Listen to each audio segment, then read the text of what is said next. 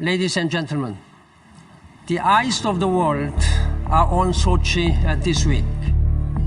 We are all aware of the need to combat ugly and hurtful racist displays at sporting matches. Many professional athletes, gay and straight, are speaking out against the prejudice. Help me understand why you are calling for a boycott of the Sochi Olympics. Putin is blatantly using this platform as a propaganda vehicle for his corrupt regime. We cannot just close our eyes on the homophobic policies and the general political corruption that is happening in Russia right now. Let's go back to a story you may have forgotten or long stopped following. Understandable. We get bombarded by so many headlines, it's getting harder and harder to stand still and see the full picture. We are the generation of the overstimulated, the overwhelmed, and under the stress of never enough time. In the lead up to the Sochi Olympics, the Western world erupted when a bill against homosexual propaganda was enforced behind Russian borders. People clamored for boycotts and bans. Then the games began, and the focus turned to bad toilets and unfinished hotel rooms. Next thing you know, Russia's invasion of Ukraine took our attention, and concern for gay Russians faded like yesterday's tweet. Yes, the news likes to make snarky quips at Soviet Russia, but for all the sarcastic memes, judgments, and generalizations, there are real people involved, real issues on the table, and real lives at stake. This is my story of Sochi 2014.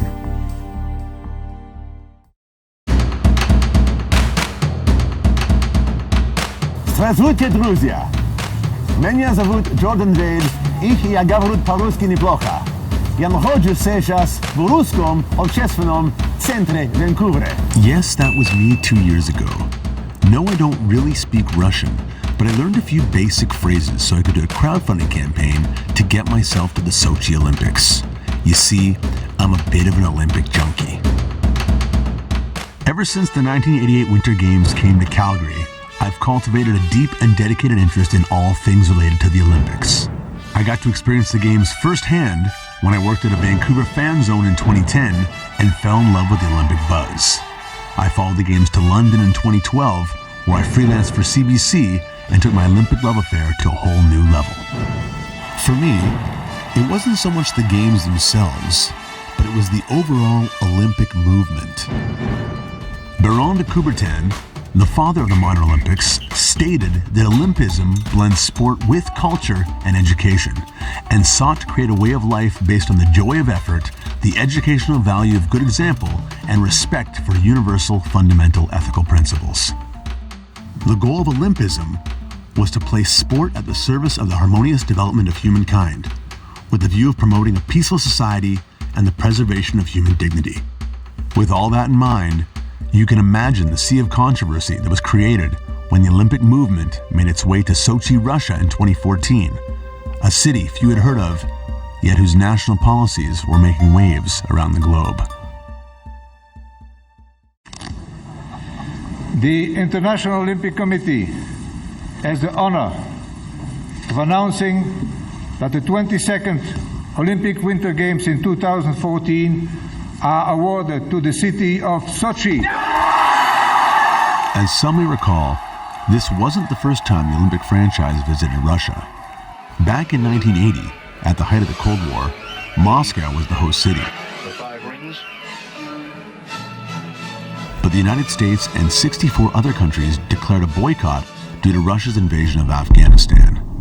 This gesture was returned 4 years later when Russia refused sending their team to Los Angeles for the 1984 Games. To get a bronze, and the record That stands good. was a much different time. Russia has transformed itself.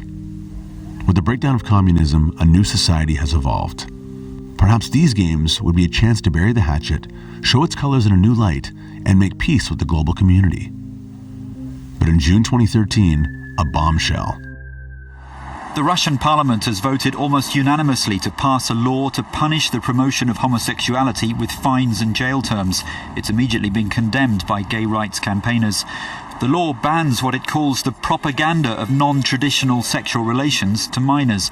Russia's President Vladimir Putin wants to make it clear that gay visitors are welcome, but he's also keen to stress the country's ban on promoting homosexuality amongst minors. Что касается запрета пропаганды гомосексуализма, речь идет не о введении каких-то санкций за гомосексуализм, либо за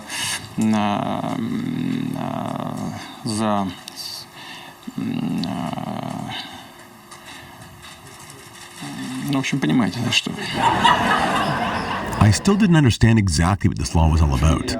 But luckily, I was introduced to a Ukrainian lawyer named Oksana, who just happened to be in Vancouver for a human rights conference. Нам запрещают говорить о гомосексуальности или трансгендерности публично. Путин преподносит гомосексуальность, трансгендерность как что-то, что пришло из Запада, чего у нас, вроде как, у нас это и в России, и в Украине, и в Беларуси никогда не было. Наши внутренние, настоящие и правильные ценности и западные, плохие, которые убивают наше общество морально. When the story first broke, I was introduced to Bruce Kidd, former Olympian, interim vice president at the University of Toronto, and human rights campaigner. From an early age, and from certainly my very first Olympics, I was aware that the ambition of the Olympic movement was to bring the entire world together for peaceful intercultural exchange. And to do that, you had to have the whole world there.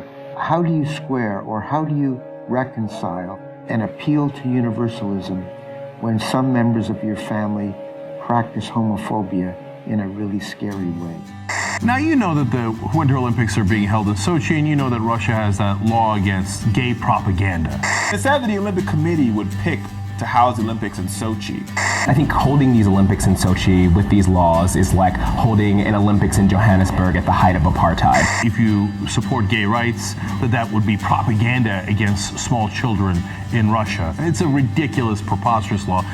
Russia is simply not suitable for hosting such an international event. Historically, the IOC took the position that we need to have peaceful intercultural dialogue. We need to have everybody inside the tent. And let's make this a teachable moment rather than boycott it. Our job as the IOC is to ensure that there is no discrimination, that Principle 6 is respected during the Games and for all participants, and I think we have seen that. If you're unfamiliar with Principle 6, it's a clause in the Olympic Charter that states the following. Sport does not discriminate on grounds of race, religion, politics, gender, or otherwise. This is where it gets complicated. Though Principle 6 exists, there's another clause in the Charter forbidding propaganda. What exactly propaganda refers to is a bit unclear. I think that Sochi was the Games where that contradiction was placed squarely on the agenda. I was hopeful from the beginning that the IOC would declare Sochi an Olympic city protected by the Olympic Charter, but any initiative with respect to a Pride House in Sochi will be smashed by the Russian government. This blatant exclusion left many shocked and disappointed. The IOC addressed this in their next public statement. No public support for the gay community would be allowed. In an interview with Gay Star News, an IOC spokesperson said rainbow pins and hand-holding among same-sex athletes was forbidden in Sochi. They could face fines, jail time, and even deportation. You might have heard about the Sochi Games and the way the Russians are treating their gays. Come on. It's Friday night, February 7th, 2014. The opening ceremony of the Sochi Winter Olympics is about to begin. You're sitting in front of the TV, but you haven't turned it on. Sing along if you feel like loving this song too. Party's host, the Russian government, is being an asshole. So, you're conflicted. Because you don't want to support a raging homophobic asshole bully. You do want to support all of these amazing, international, beautiful, inspiring athletes. So what do you do? What do you do? What do you do? Here come the news, Mrs. President. Oops, sorry. With all of this chaos, I was beginning to have second thoughts. But then a local story caught my attention and gave me a much-needed boost of optimism. Openly gay Vancouver City Councillor is leaving today for the Winter Olympics in Sochi. His aim is to raise awareness about discrimination in Russia and in other countries allowed to host the Olympics. Reporter Greg Harper is at YVR this morning for Tim Stevenson's send-off. Stevenson, along with Maureen Douglas, who is a former Vancouver Winter Olympics official, she's openly gay as well. The pair of them are heading to Russia and is to advocate for gay rights. Stevenson says he wants to meet with IOC officials in Sochi to encourage them to look at sexual orientation rights in the Olympic Charter and to require host cities to have a Pride House moving forward. I don't think that the Russian government wants an incident about a deputy mayor of Vancouver, the previous host city. On the other hand, I'll be very careful. I won't be breaking any Russian laws, and I'll make sure that I'm watching out for myself, and others will be as well. My curiosity outweighed my fears. I was headed to Russia. Let's do this, Sochi.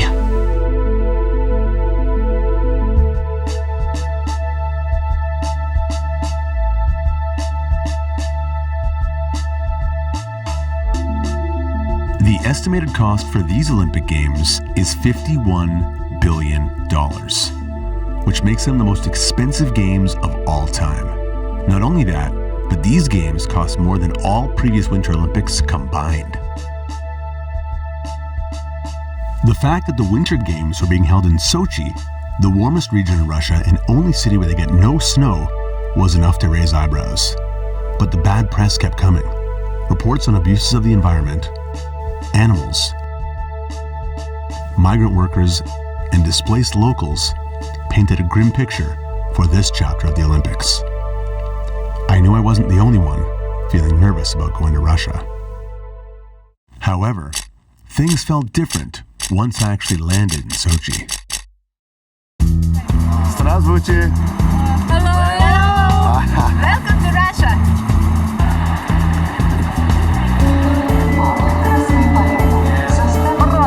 Готовим билеты.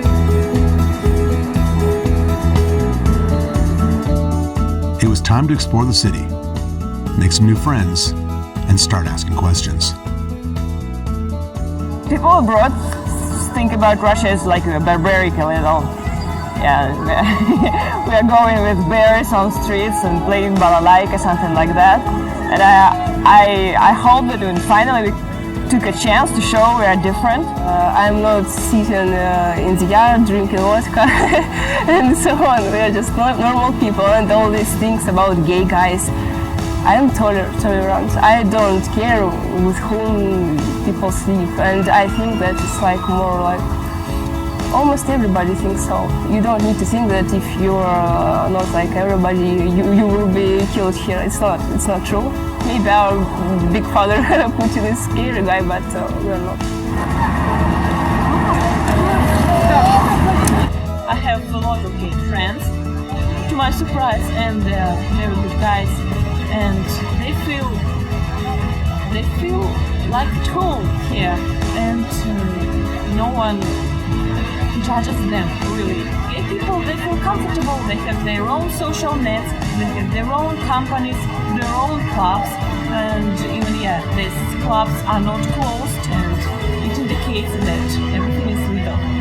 What exactly has your Sochi experience been like? It's been really cool. I think the media is definitely blowing things up because that's what they do.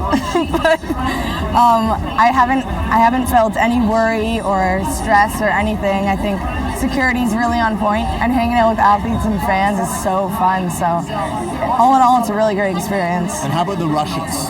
The Russians are so nice and so cool. They love Canada. They do love Canada. They love Canada. I just bumped into the nicest guys. I saw this car, I thought it was a taxi, so I had a chat with them. And they said, no, we're not a taxi, but come sit down, we'll give you a ride. Such nice guys. They even gave me a fish sandwich while we ride. We have Igor right here. Hello. Hello. We have Arman and Mark. Can I say? Sure. But not about Olympic Games. I just want to say in Russia live many people, but many people never see and never talk with people from the ocean. Canada, USA, they never see him, and we get the chance to talk with people from Canada. That's great, but it's a small lesson of English for us and Russian for you. My name is Vitaly. Vitaly. Меня зовут Wade. Wade? Nice to meet you. Very good. Very good. Very good. We're gonna trade some pins. My favorite part of the whole experience was meeting ordinary Sochians and seeing how life was for them in the most scrutinized city of the moment. But part of me couldn't help but think what was going on in other parts of Russia. I realized I was caught in an Olympic bubble.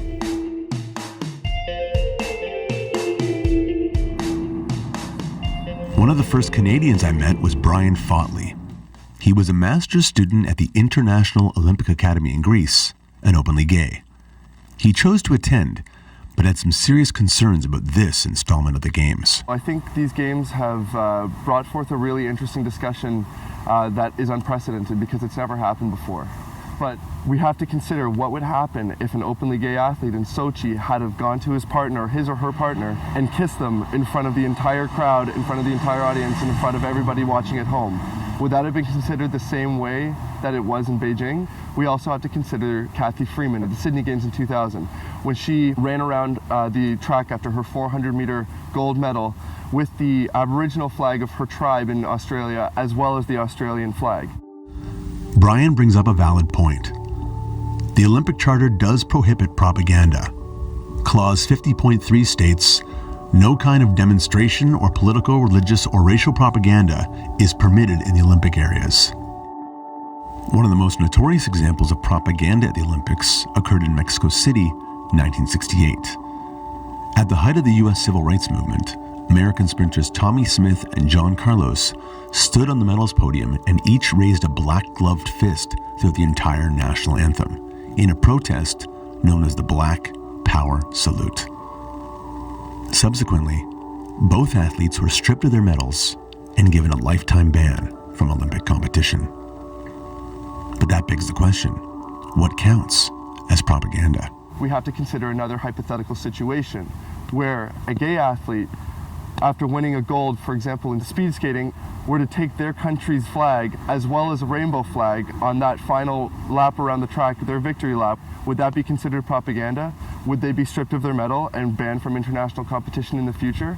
Once again, the fact that this is an issue at hand raises questions about the appropriateness of a country to host the Olympic Games, given the political climate that the country is in. 1, 2, 3, 4.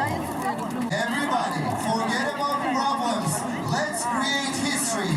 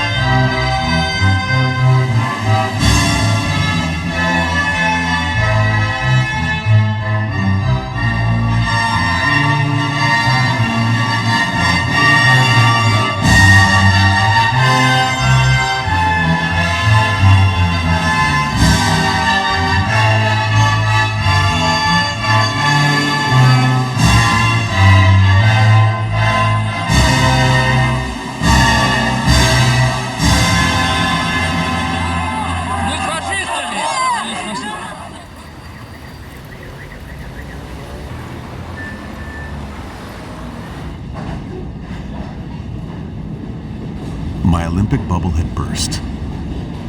Unlike my previous Olympic experiences, which were all about international camaraderie and a feeling that this kind of energy could be used to improve the world, Sochi felt kind of fake, like a big contrived show.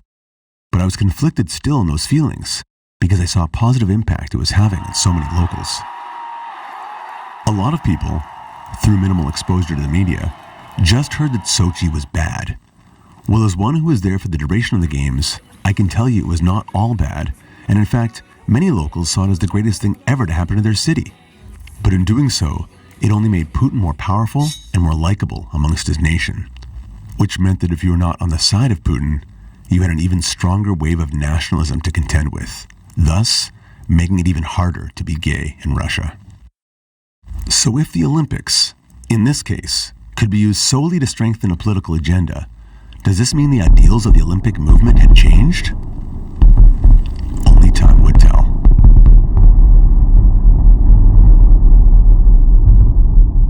As my trip was coming to an end, I met up with the two delegates sent from Vancouver, Maureen Douglas and Councillor Tim Stevenson, who had the opportunity to sit down face-to-face with the IOC. When they granted them the games, none of this was an issue at all. The IOC felt that the discrimination clause that they already had was suffice. This new president, President Bach, wanted to take the IOC in a new direction. They're really wanting to bring the IOC into the present century rather than stuck in the past. So they do not want to be embarrassed in the future anywhere. So I think that you're going to find this is a very comprehensive review, and sexual orientation will end up in the charter. We all still have some work to do to support these people here, because when the Olympics are gone and we all go home, we want to make sure they're safe and that this law is repealed and that they can go back to living in dignity. It is a cultural shift. I think here there's a possibility to speed it up, because it's harnessed so much energy around the world, because it is a human rights issue. It's not just a gay issue.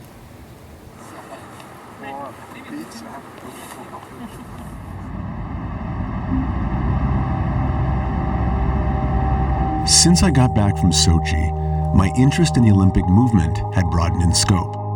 I came back with a greater awareness of the nuances between international sport and politics. One of the best aspects of the Olympics was its power to open up global conversations like few events could ever claim to do. So, I went to go visit my former professor at UBC, Patricia Verinsky. Her coursework focused on the cultural and social history of sport and the modern Olympics. I mean, it was always a bit of what can I say?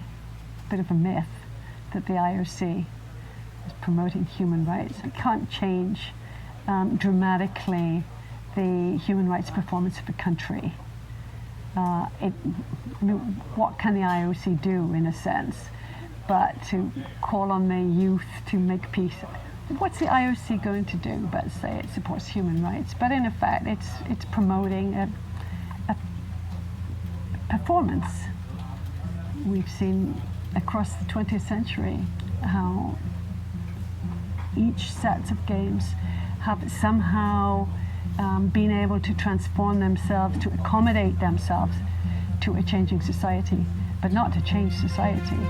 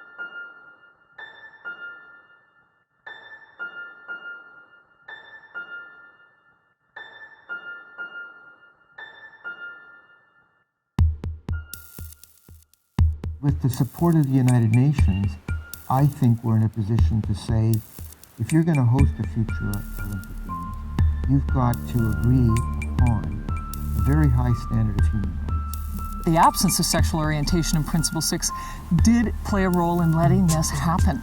If it had been there clearly in black and white, no one would have had to call the IOC and ask if it actually did include sexual orientation. Part of the Olympic movement is to ensure that all countries, regardless of their laws, cultures, and values, are being respected within the Olympic movement. If the question has to be asked, then you have a perception problem. And we live in a world where perception is reality. So they have to change the reality to fix a problem of perception that turned into a very unfortunate reality here in Russia. 1 year after Sochi, a victory.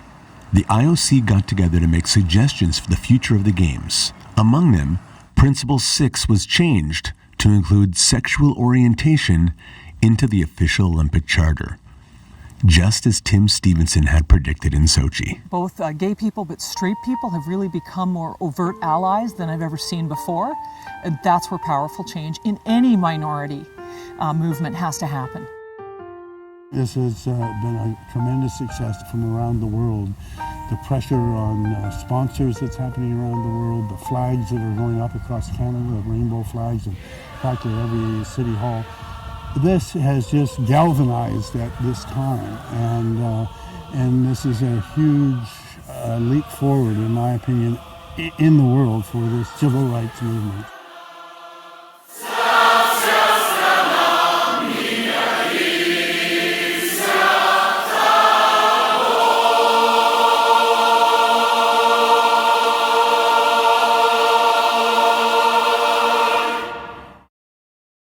Sochi is now seen as a turning point because suddenly the Olympics, which was this high-profile event that cities all around the world were competing for, has appeared to have lost a bit of its luster, especially in Europe.